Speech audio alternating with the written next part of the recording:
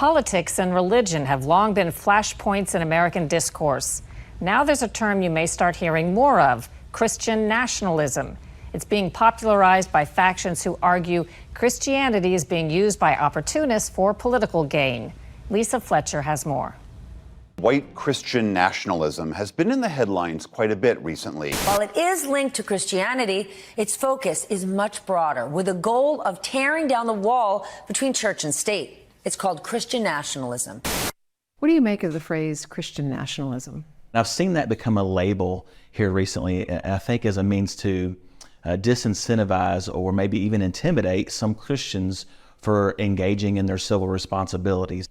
Randy Adams is a pastor at Church on the Rock, a Protestant church about an hour from Kentucky's capital, Frankfort. Colossians 3 says, whatever you do, work at it with all your heart as working for the Lord, not for human masters. What I try to teach my congregation is that when somebody from Church on the Rock dies and they're standing before Jesus, every aspect of their life he is going to call into account. So when it comes to an issue on abortion or gender confusion or anything like that, I have to live out my civil responsibilities in a way that's pleasing to Jesus as well. That's not pushing politics into church. It's allowing us to be living sacrifices in all aspects of our lives. Why do you think that's become controversial? I believe it's always been controversial. If the phrase Christian nationalism is new to you, you're not alone. A leading polling firm asked 1,000 registered voters if they knew what it meant, and about 1 in 3 answered yes. But the phrase Christian nationalism can take on a nefarious connotation, depending on who is framing the definition. The left-leaning group Americans United, which advocates for the separation of church and state, describes Christian nationalism as being deeply rooted in anti-Semitic and fascist beliefs. What has changed, however, is that Christian nationalism has seen increased influence among the right wing. An open forum discussion on PBS, which is funded in part by your tax dollars, puts it this way.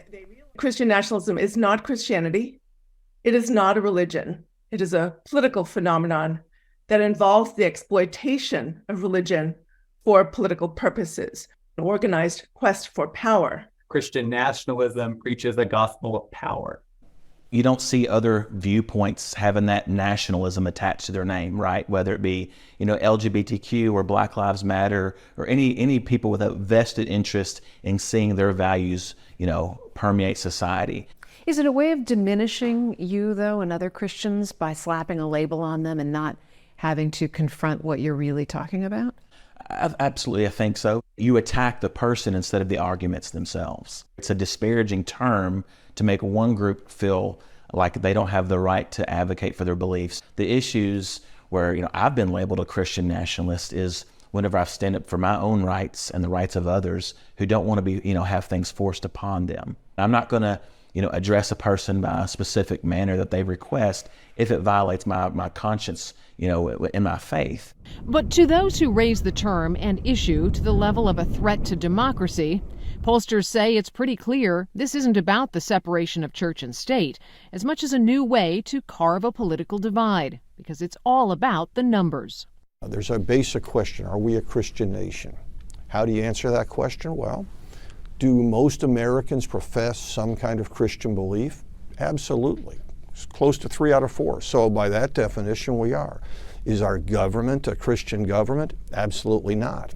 Scott Rasmussen is well known for his decades of work in public opinion polling. His insights have led to a greater understanding of voter behavior and political trends and attitudes. The traditional media outlets don't talk about faith life. 8% of voters talk politics daily. Well, 42% pray daily. More people pray than drink on New Year's Eve. Happens all the time. Historically, do Christians vote alike? There have always been divides. Do most people who have a Christian worldview vote Republican? Yes. But African Americans tend to have pretty strong faith values. They tend to vote Democratic. How has religion played in terms of voter impact over the last few decades? The moral majority came alive a few decades back. When Ronald Reagan was president, he talked about faith in a lot of different ways. That group, the moral majority, played a very, very significant role. And they were part of a coalition of Republicans that included the moral majority, the faith-based, that included the libertarians, who, we don't want anything to do with government. But the mingling of religion and politics dates back to the Civil War. With the Emancipation Proclamation, many Northern religious leaders believed God was on the side of the Union. And with Lincoln's encouragement, churches rallied behind the war and helped Republicans, the party of Lincoln, to win a second term. But while the politics of Lincoln in 1864, or even Reagan in 1980, may seem like ancient history, to borrow the phrase from former House Speaker Tip O'Neill, all politics is local. And in the case of religion and politics, it becomes hyperlocal, a matter of individual choice and belief. Should we still hold the Christian base as the foundation for American principles? Well, I think you can't change history, right? And so it's important to acknowledge the people that came here and the Christian values that established our country. Our Constitution doesn't lay out freedom from religion, it's freedom of religion. One night the Lord spoke to Paul in a vision. Do not be afraid. Keep on speaking.